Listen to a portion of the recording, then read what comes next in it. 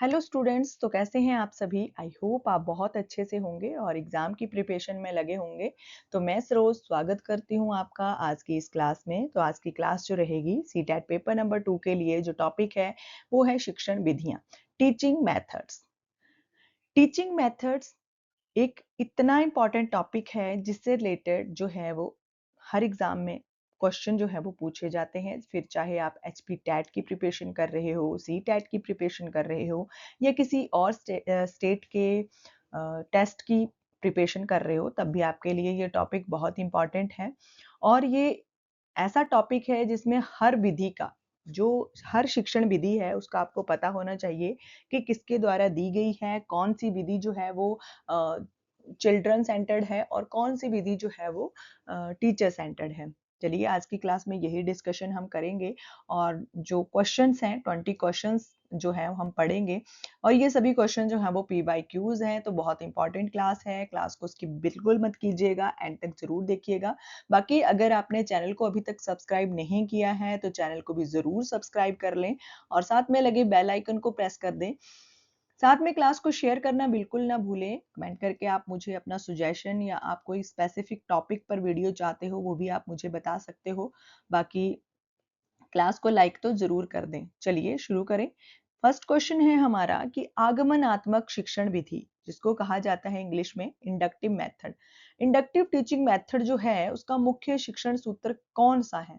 तो उसका जो शिक्षण सूत्र है यानी कि कहाँ से कहाँ की ओर चलता है ये, तो ये चलता है विशिष्ट से सामान्य की ओर, यानी कि स्पेसिफिक जो जर्नल की ओर अगर कोई मेथड चलता है तो वो चलता है इंडक्टिव मेथड। ठीक है, इंडक्टिव मेथड जो है बहुत इंपॉर्टेंट मेथड है जो विशिष्ट से सामान्य की ओर चलता है। ठीक है, ये आपने याद रखना है। स्पेसिफिक टू जर्नल अगर कोई मेथड चलता है तो वो है आगमनात्मक शिक्षण विधि। ठीक है, नेक्स्ट आती है हमारी प्रयोजना या प्रोजेक्ट। ठीक है, इसको या प्रयोजना कहेंगे या प्रोजेक्ट कहेंगे। ये जो विधि है प्रोजेक्ट मेथड जो है इसके प्रतिपादक कौन है, यानी कि किसने इस विधि को बनाया है। ठीक है, तो जो प्रोजेक्ट मेथड है वो W.H. किलपैट्रिक जो हैं उनके द्वारा ये विधि जो है प्रतिपादित है और ये विधि बहुत इंपॉर्टेंट है। ये चाइल्ड सेंटर्ड विधि है। इसमें लर्निंग बाय डूइंग जो है वो बहुत ज्यादा अहम रोल प्ले करता है। ठीक है, जो बच्चे प्रोजेक्ट मेथड के माध्यम से पढ़ते हैं तो बच्चे जो हैं वो लर्निंग बाय डूइंग सीखते हैं, यानी कि स्वयं करके बच्चे जो हैं वो सीखते हैं। तो ये जो विधि है ये एक चाइल्ड सेंटर्ड विधि है। ठीक है, तो ये बहुत इंपॉर्टेंट है। किसके द्वारा दी गई है? W.H. किलपैट्रिक का नाम आपने याद रख लेना है। नेक्स्ट हमारी जो मेथड है वो है ह्यूरिस्टिक मेथड। ठीक है, ह्यूरिस्टिक मेथड जो है, ह्यूरिस्टिक विधि जो है जिसे अनुसंधान खोज विधि भी कहते हैं, यानी कि आपसे पूछा जा सकता है कि किस विधि को रिसर्च मेथड कहा जाता है। ठीक है, रिसर्च मेथड जो है वो कौन सी विधि को कहा जाता है, तो ह्यूरिस्टिक मेथड आपने याद रखना है। इसके जनक कौन है? ठीक है, तो इसको जो है इस विधि को जो है ह्यूरिस्टिक मेथड को किसने बनाया है, जिसको कि अनुसंधान या रिसर्च मेथड भी कहा जाता है, तो ये बनाई गई है H.E. आर्मस्ट्रॉन्ग के द्वारा। ठीक है, H.E. आर्मस्ट्रॉन्ग के द्वारा जो है ह्यूरिस्टिक मेथड का प्रतिपादित किया गया है, या उसके जनक है ये। और इसको इस विधि को ही जो है वो अनुसंधान या खोज विधि भी कहते हैं। ठीक है, नेक्स्ट क्वेश्चन बहुत इंपॉर्टेंट कि गणित और विज्ञान के में नियमों और सूत्रों को पहले बताकर फिर उदाहरण को हल करना किस विधि के अंतर्गत आता है। तो यानी कि गणित और विज्ञान पहले नियमों को बता देना। ठीक है, पहले बच्चों को लॉज से इंट्रोड्यूस करवा देना और उसके बाद फिर उदाहरण देना, उसके बाद एग्जाम्पल देना, ये किस विधि के अंतर्गत आता है। तो कौन सी विधि के अंडर ये आता है? ये है निगमन विधि। निगमनात्मक भी कहते हैं या निगमन भी कहते हैं। ठीक है, इंडक्टिव मेथड जो है ये जो है इसमें पहले जो निगमन विधि है इसमें पहले क्या किया जाता है, इसमें पहले बच्चों को लॉज से या फिर सूत्रों से जो है अवगत करवाया जाता है, उसके बाद एग्जाम्पल जो है वो दिए जाते हैं। ठीक है, तो पहले नियम रूल्स बताए जाते हैं और उसके बाद एग्जाम्पल्स जो है वो दिए जाते हैं, तो इसको कहा जाता है निगमन विधि। ऑप्शन नंबर बी हमारा सही हो जाएगा। नेक्स्ट क्वेश्चन है मस्तिष्क उद्वेलन। ठीक है, उद्वेलन लिखा गया है यहाँ पर। ब्रेनस्टॉर्मिंग मेथड जो है उसका प्रयोग जो है मुख्यतः छात्रों की किस क्षमता का विकास करने के लिए किया जाता है, ठीक है? तो बच्चों की जो सृजनात्मकता है, क्रिएटिविटी है, उसको देखने के लिए जो है वो ब्रेनस्टॉर्मिंग मेथड का यूज़ जो है वो किया जाता है, ठीक है? बच्चों की जो क्रिएटिविटी है उसको देखने के लिए जो है ब्रेनस्टॉर्मिंग मेथड का यूज़ किया जाता है। अब इसका एग्ज़ाम्पल मैं आपको बताऊँ तो ये मान लो कि मैंने यहाँ पर एक बॉक्स बनाया और बॉक्स के अंदर मैंने छोटा-सा एक गोला लगा दिया। अब मैं हर बच्चे से क्लास में ये पूछूँगी कि बच्चे आपको क्या दिखाई दे रहा है? तो सब बच्चों का उत्तर जो है वो अलग-अलग होगा, ठीक है? सभी बच्चे जो हैं वो अलग-अलग तरीके से अपना आंसर जो है वो करेंगे। अब अलग-अलग तरीके से क्यों करेंगे? क्योंकि कुछ बच्चे अगर मैं पूछूँ कि बच्चे ये मैंने क्या बनाया है? तो कुछ बच्चे हो सकता है कि ये आंसर करें कि मैम आपने स्क्वायर बनाया है और उसके बीच में आपने डॉट लगाया है। कुछ बच्चे हो सकता है कि ये एक डॉट है, ठीक है, जिसको चारों तरफ से कवर किया गया है। हो सकता है कुछ बच्चों का आंसर हो कि मैम ये कुछ भी नहीं है, ठीक है? तो मतलब कि हर बच्चे का सोचने का तरीका जो है वो अलग होता है, बच्चे की क्रिएटिविटी तभी एनहांस होगी जब हम बच्चे से ब्रेनस्टॉर्मिंग मेथड जो है हम बच्चे के लिए प्रयोग करेंगे, ठीक है? तो ये बहुत इम्पोर्टेंट है। तो क्रिएटिविटी बहुत मैटर करती है बच्चे के लिए, जो सृजनात्मकता है बहुत महत्व रखती है, ठीक है? उसी के लिए जो है ये मेथड बहुत इम्पोर्टेंट हो जाता है बच्चे की क्रिएटिविटी को देखने के लिए जो है वो ब्रेनस्टॉर्मिंग मेथड जो है वो यूज़ किया जाता है। नेक्स्ट क्वेश्चन हमारा आता है किंडरगार्टन।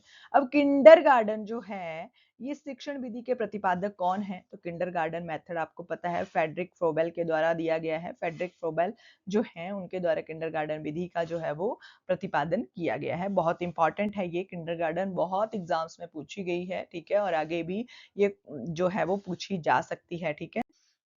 नेक्स्ट आता है कि किसी जटिल समस्या या तथ्य को छोटे भागों में बांटकर अध्ययन करना किस विधि की विशेषता है? तो फिर किसी जटिल समस्या यानी कि बहुत एक टफ सिचुएशन बच्चे के पास है, एक बहुत टफ प्रॉब्लम बच्चे को दी जाती है, तो फिर उसको छोटे-छोटे पार्ट्स में डिवाइड किया जाता है, ठीक है? और ये जो किया जाता है छोटे-छोटे पार्ट्स में डिवाइड किसी समस्या को, इस शिक्षण फिर ये विधि जो है ये कौन-सी विधि होती है, यानी कि कौन-सी विधि की ये विशेषता होती है? तो ऑप्शन नंबर बी विश्लेषण विधि होती है। आपने याद रखना है जब समस्या को छोटे-छोटे पार्ट्स में बाँट कर हल किया जाता है, तो वो विश्लेषण विधि कहलाती है, ठीक है? विश्लेषण यानी कि एनालिसिस जो है वो कहलाता है, ठीक है? नेक्स्ट आता है पृथक-पृथक प्राप्त तथ्यों और निष्कर्षों को आपस में जोड़कर एक पूर्ण सिद्धांत का निर्माण करना क्या कहलाता है? अब जो है हमने क्या किया, हम हमारे पास थी एक बहुत टफ सिचुएशन या बहुत टफ प्रॉब्लम, ठीक है? हमने उसको छोटे-छोटे पार्ट्स में डिवाइड कर दिया, ठीक है? ये आपस में जुड़े हुए हैं, तभी मैं पिछले क्वेश्चन से रिलेट करके आपको बता रही हूँ कि हमने क्या किया, हमने एक बहुत टफ समस्या को या आप प्रॉब्लम कह लो, उसको हमने क्या किया, उसको छोटे-छोटे पार्ट्स में हमने डिवाइड किया, फिर ये जो विधि कहलाई ये विश्लेषण कहलाई। अब हमने जो छोटे-छोटे हमने निष्कर्ष निकाले, हमने जो छोटे-छोटे पार्ट्स को हल किया, अब इनको हमने जोड़कर पूरी तरह से एक मतलब सिचुएशन जो है वो हल कर ली, ठीक है? पूरी सिचुएशन को हमने हल कर लिया। अब जो छोटे-छोटे निष्कर्ष निकले हमारे पास, इनको हमने जोड़ा और ये जो सिद्धांत हुआ, ये कौन-सा हुआ? ये हुआ फिर संश्लेषण विधि यानी कि सिंथेसिस, ठीक है?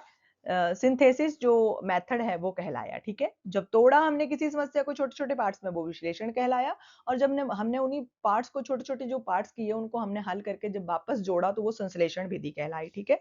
तो दोनों आपस में रिलेट करती हैं, आपने याद रख लेनी है, बहुत इंपॉर्टेंट है, ठीक है? चलिए नेक्स्ट क्वेश्चन की बात करें तो सुकराती विधि, जो सोक्रेटिक मेथड है उसका अन्य नाम क्या है या और किस नाम से उसको जाना जाता है? तो सुक्रेटिक मेथड जो है उसको जाना जाता है प्रश्नोत्तर विधि से, ठीक है? यानी कि क्वेश्चनियर मेथड जो है वो कहलाता है, ठीक है? क्वेश्चनियर मेथड ये कहलाता है, सुकराती विधि सोक्रेटिक मेथड, ठीक है?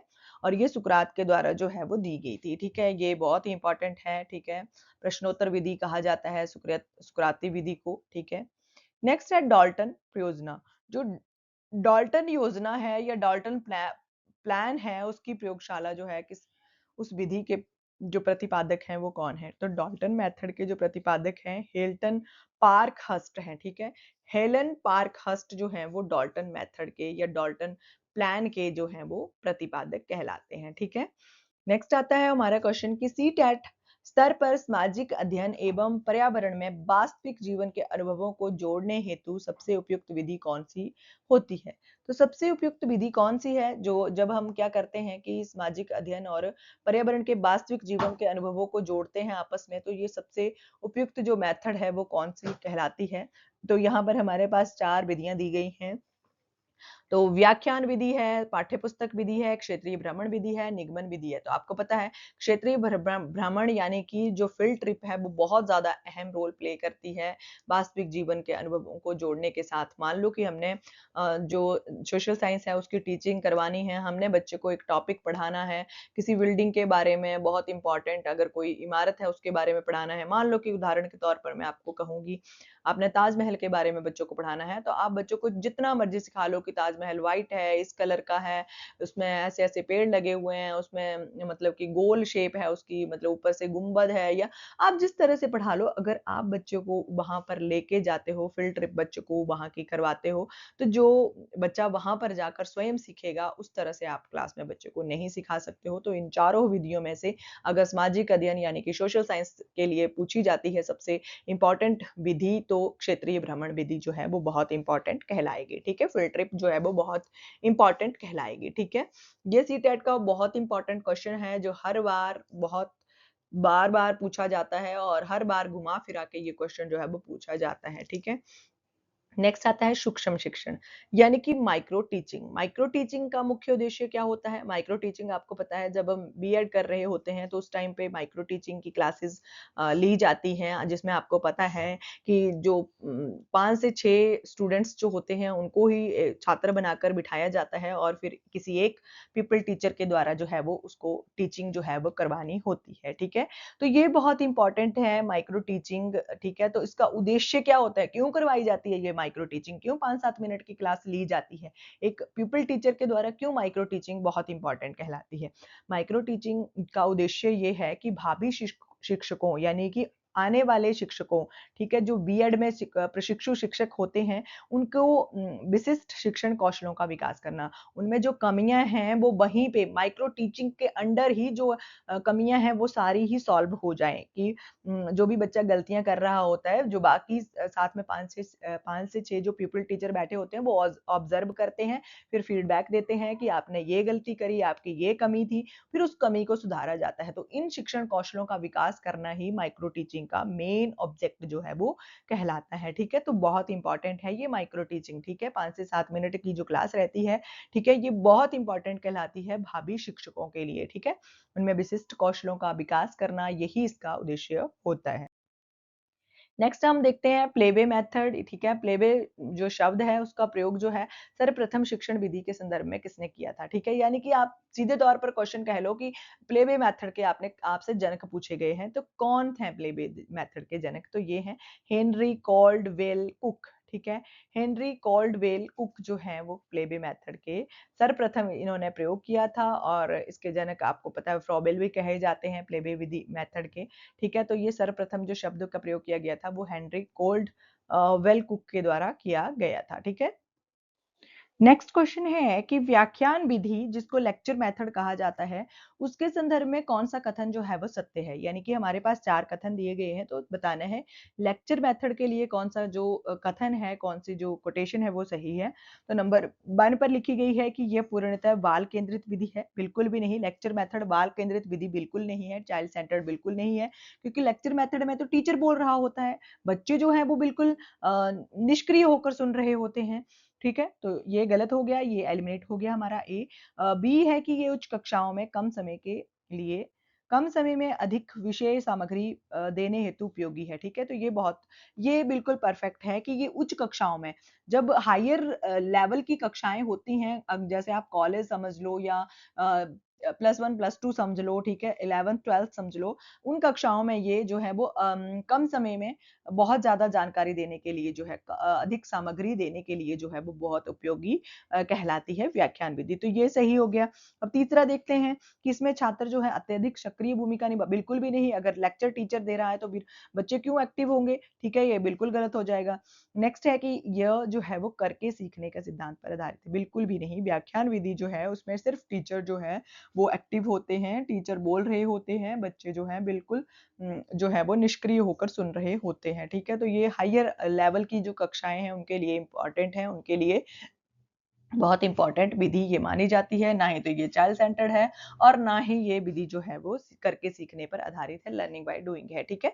तो ये ऑप्शन नंबर बी हमारा जो है वो सही हो जाएगा, ठीक है? बात करें नेक्स्ट क्वेश्चन की, तो नेक्स्ट है कि समस्या समाधान विधि प्रॉब्लम सॉल्विंग मेथड जो है उसका पहला चरण कौन-सा होता है? तो प्रॉब्लम सॉल्विंग मेथड जो है समस्या पहचान, समाधान या विधि जो है उसमें जो फर्स्ट लेवल रहता है, फर्स्ट चरण रहता है, उसमें ये रहता है कि समस्या की पहचान करना और फिर चयन करना, ठीक है? कि समस्या है क्या, ठीक है? उसको पहचानना ये जो है वो फर्स्ट लेवल जो है वो रहता है या फर्स्ट स्टेप जो है वो रहता है।